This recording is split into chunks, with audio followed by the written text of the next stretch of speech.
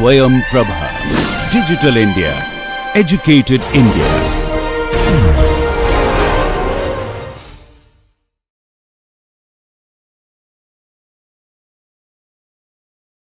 Sir, I did Yeah. not understand what you did with the coaxial cable in the slide. Okay, so let me go. Actually, these are all. This is just an introductory slide. Actually, this is not the. Can we go ahead a little bit? Then it will become clear. I didn't expect you to understand everything what I said in the first lecture, but still, since you have raised the coaxial cable question, so let me just give you a brief, very brief, and later on I will give you as we progress through this course. I'll give you a much you will understand what it is actually. Okay, so the example that I gave was something like this actually. So you have a coaxial cable.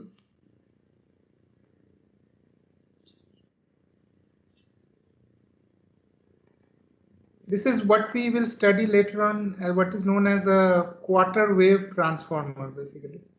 So you'll understand later on. But this was just to, sorry, this was shorted. This is not connected to a source. This is shorted. So it is like this. And then you have a source which is connected between the two terminals. So what basically is happening is that this coaxial cable is lambda by 4 long, okay, and since this end is shorted, okay, the inner and outer conductors are shorted, so at this end the voltage should be 0, isn't it? So if I just plot, say this is lambda by 4 and this is 0. So this point corresponds to this and this point corresponds to this. Here the voltage should be 0, right? Isn't it? Because Yes, these two sir. ends are shorted. But what we observe is that even though the voltage at this point is 0, it is maximum at this end. Okay. Now, because these 2 points are shorted, the current should also be maximum, right? So if I use this blue line to plot the current, I get a profile like this. So at this point, the current is maximum, voltage is 0, but the opposite happens at this end. Now this is little different from the normal behavior of conductors that you know, right? In normal conductors, what happens is that the current and voltage throughout the conductor should remain the same, isn't it? If the current at this point is A, then the current at this point should also be A. But that is not what is happening here. And that is happening, and the reason why this is happening is because of this wave nature. Is that okay? Yes, sir. But this thing will you will come to understand more as we progress through this course. Okay, so progressing from the last lecture. So in the last lecture we discussed that for this microwave theory, 3 things we will study. One is new theory for analyzing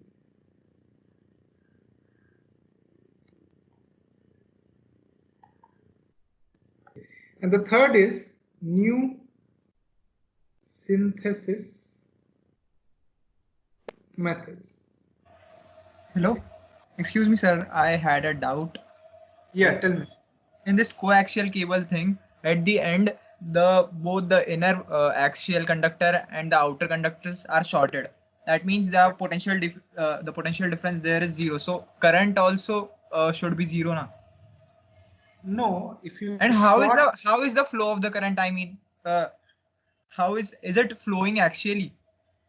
see, Axially or radially? the current is flowing. There are 2 conductors, right? See this. There were 2 conductors, right? Actually, I don't want to spend too much time on this, but still, I'm just, see, the current is flowing like this here and through this way here.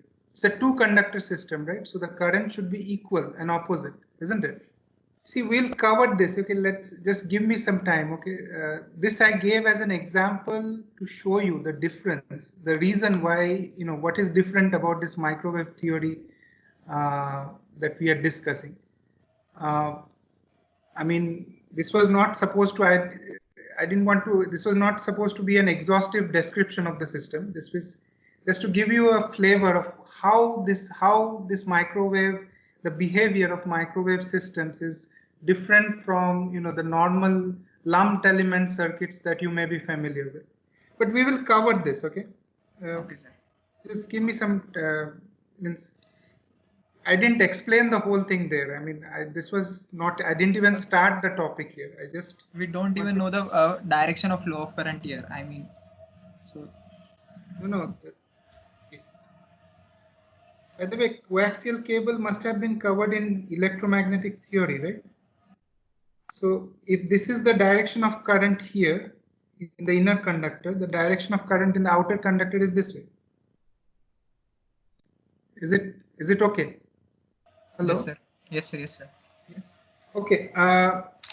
So in this, so let's start with the first thing. So in lumped element circuit analysis, we were familiar with components like inductors. Please excuse my handwriting. So these are the components that we are familiar, right, with lumped elements. But in distributed circuits,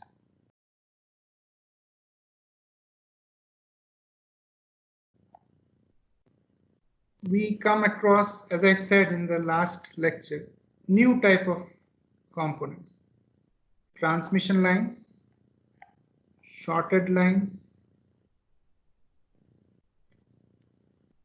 open stub, coupled lines, okay, and also tapered lines. So what are some of these systems that, these new components, what are the actual practical examples of this? So we start with some basic examples of these distributed circuits. Some of them are quite well known. One is that our two-wire system, the twisted pair, that itself is a distributed circuit. The telegraph lines that we are so familiar with. And the other is the coaxial cable. This is also, in your various computer cables, like your, like your monitor cable or your DTH cable. These are examples of coaxial cable. Then something new that you may not be familiar with is what we call waveguides. Now, waveguides are single conductor. Now, as I said in the last class, that for power transmission in microwave, at microwave frequencies, you don't always need two conductors. So from your basic circuit theory, you always knew that we need two conductors, right? One a positive terminal and a negative terminal. But that in microwave frequencies, that is not needed. This is a single conductor. This is like a hollow pipe. This is not solid. This is like a hollow pipe. And this can transmit power, electrical power, without the necessity of a second conductor. So that is something new. And then there are some things which are like a hybrid between the single conductor and a two-wire conductor. For example, these what we call microstrip lines. This is basically like a PCB board. So this is your substrate. This is your ground plane. And this is your conductor. Now, the reason why this is called, I'm saying this is to be a hybrid between two conductor systems and one single conductor systems, is because, see here, you have, this is a two conductor system because it has a ground and a signal. So that way it resembles a two conductor system.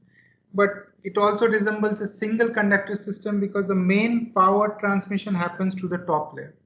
So this ground is just doesn't really transmit any power. Okay. In fact, the entire ground is at the same potential, whereas the main wave transmission happens at the top layer. Now, when the project that I was mentioning, which in the previous years that we used to give to students, these projects were made using these microstrip lines. As I said, these microstrip lines are very similar to your PCB board. If you're familiar with PCB board, you have these ground in a PCB board and then the top layer. So it is very similar, except that PCB board is used for electronics, for soldering electronics components, whereas microstrip, structurally it's the same, but it is used for microwave frequencies. So with that, let us talk a little bit about electromagnetics. Now, before going into electromagnetics, I would like to again reiterate that this is not a electromagnetics course, but for developing the theory later on, we need to have little bit knowledge of electromagnetics. So maybe this lecture and the next we will have some electromagnetics. After that, we won't have any electromagnetics discussion. So, whenever we talk about electromagnetics, we start from some basic equations, right? Which are Maxwell's. So,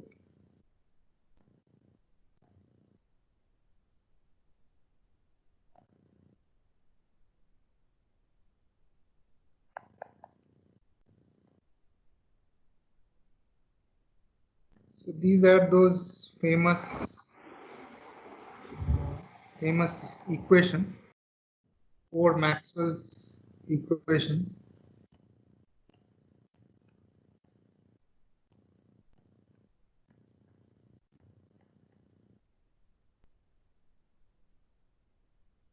Now here, E electric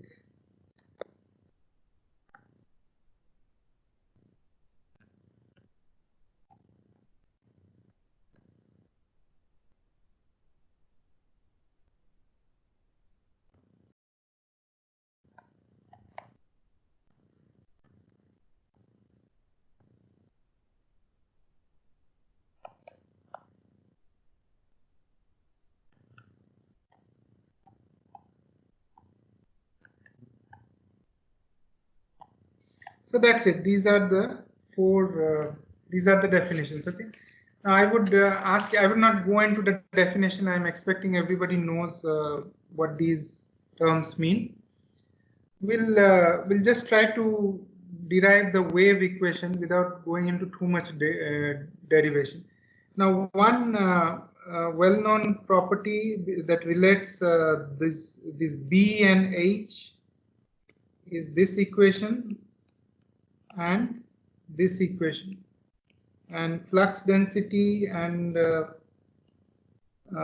electric flux density and electric field intensity are related by this equation. So if we take the cross product of, say, this equation, if I take the curl, so we are taking the curl of the electric field, then what we obtain is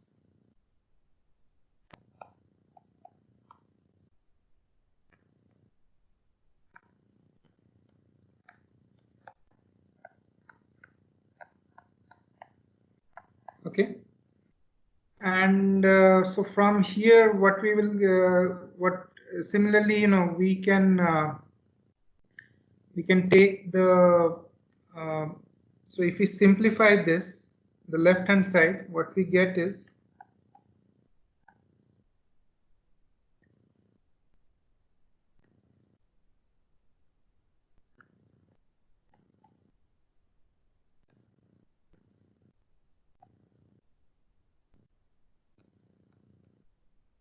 okay.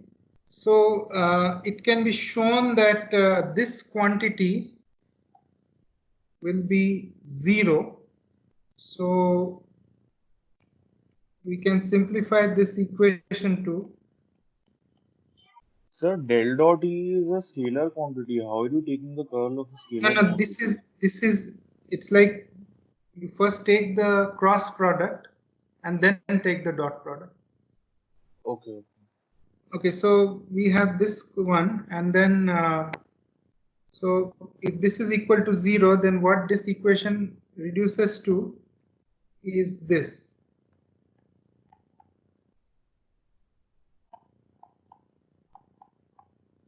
Okay.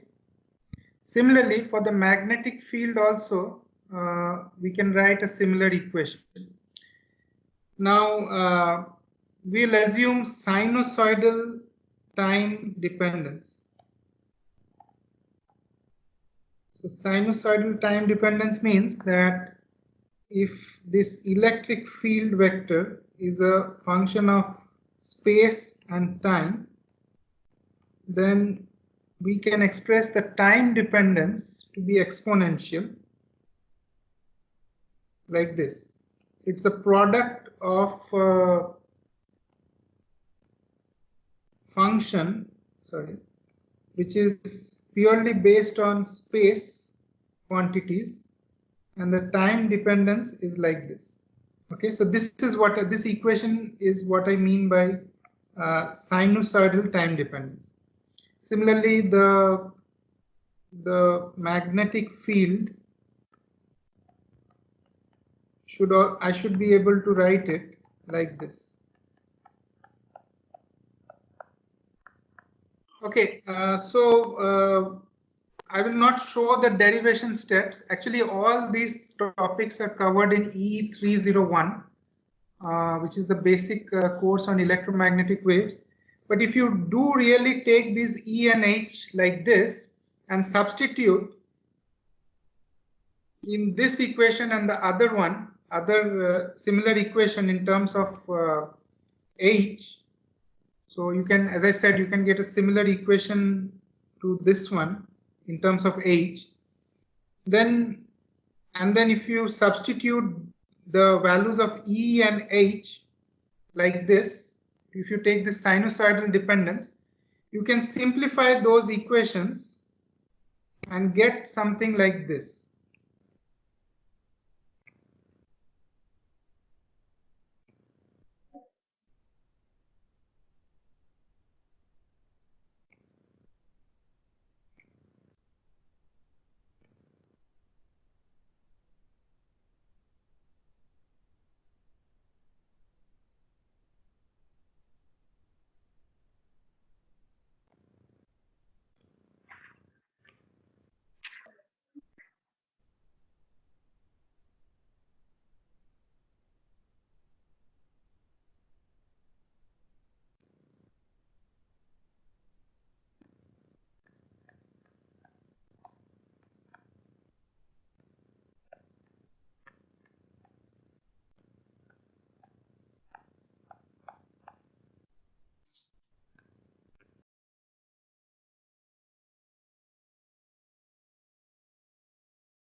Hello. Yes. Sir, here have you assumed that permeability does not have a spatial distribution? Yes. Yes.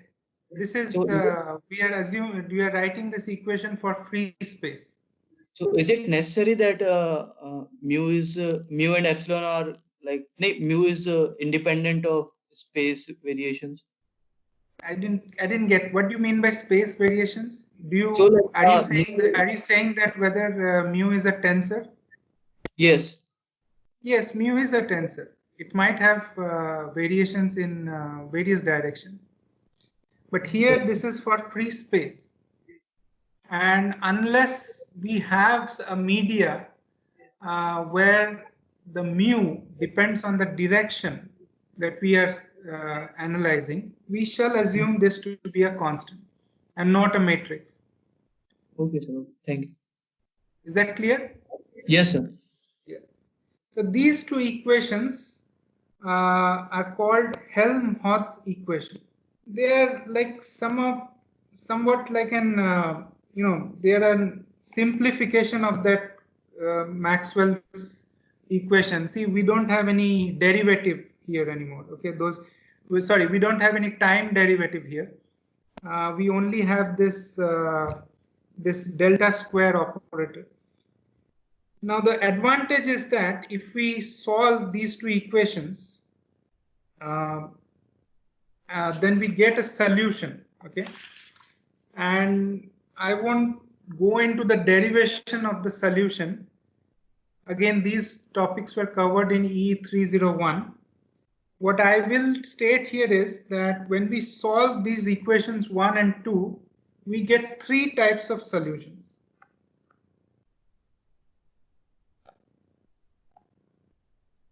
So what are these 3 types of, why do I say types of solution rather than 3 solutions? So the first type is what is called a TEM. Okay. Now here, if suppose the wave is propagating in the plus z direction, then we have Ez equal to Hz equal to 0. The second one is called a TE, where the Ez component is 0, but Hz has to be not equal to 0. Okay, that is compulsory, because otherwise it will become a TEM wave, right? If Hz is equal to 0, Ez is equal to 0, then it becomes a TEM wave. And the third one, which is the complementary of the TE, so these are called TM waves, where Ez is necessarily not equal to 0 and Hz is equal to 0. Can we have Ez not equal to 0 and Hz not equal to 0? Is this possible? No, because electric field No, and sir. magnetic field are perpendicular. No, sir. So why is this not possible? Because the electric field and magnetic field are always perpendicular. Why Because the why do they have to be perpendicular? Okay, yes, can anybody answer this? Why does the electric field and magnetic field in any electromagnetic wave has to be necessarily perpendicular to each other? They are perpendicular to the Yeah, direction because- of propagation, sir. Electric field and magnetic field directly. No. See, in this case, for TE wave, they are not always perpendicular to the direction of propagation, isn't it? That's why you have this Hz not equal to 0 or Ez not equal to 0. So it's not necessary that electric and magnetic fields have to be perpendicular to the direction of propagation. But why is it necessary that electric field and magnetic field cannot be in the same direction? So I'm saying that the curl of E is in the direction of change of magnetic field. So if there has to be propagation such that without a driving force, then the magnetic field can only be in the direction of the curl of electric field, which is perpendicular to the electric field. And similarly, Right. del cross H is dou D by Right. dou T, which is the direction. You are right. You're right. That's the correct answer. One other way of understanding is, if you see, you might have come across this vector.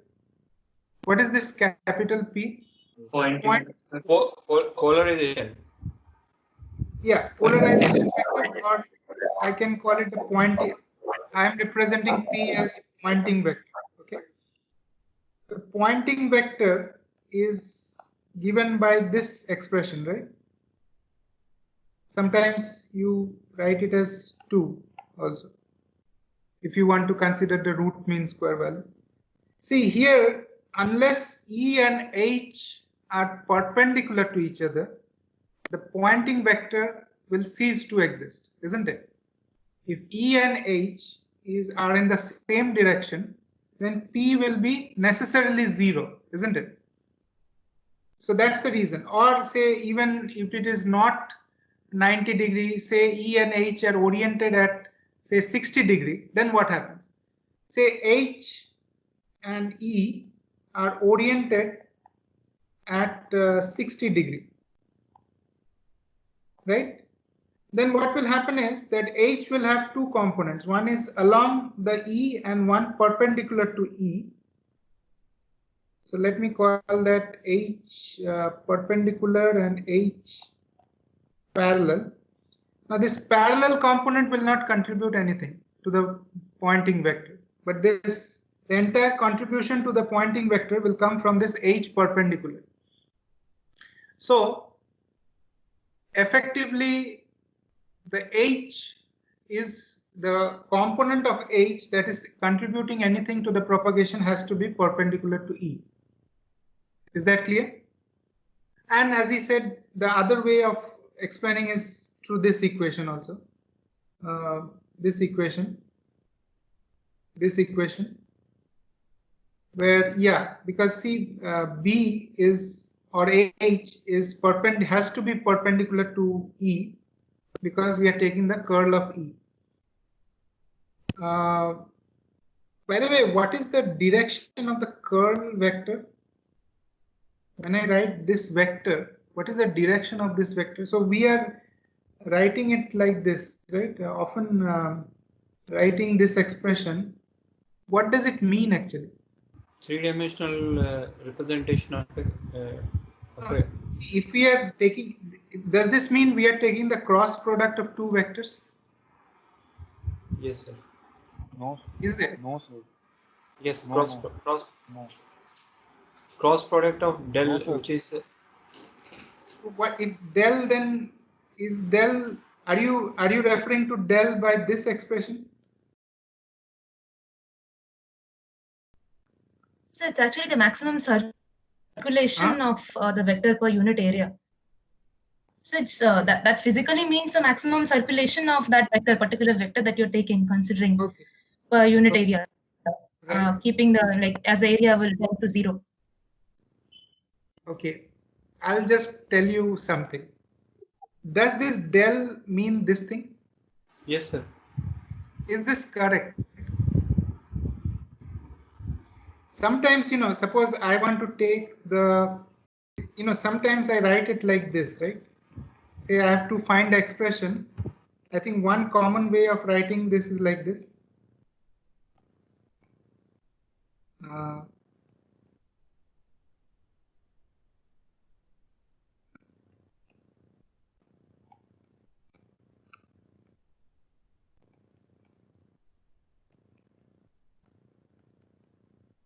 Is this how we should write this expression?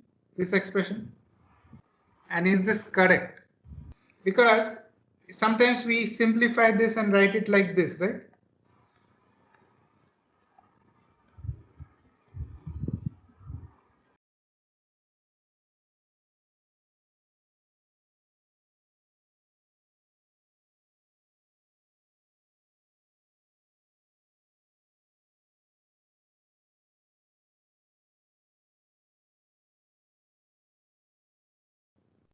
Is this correct?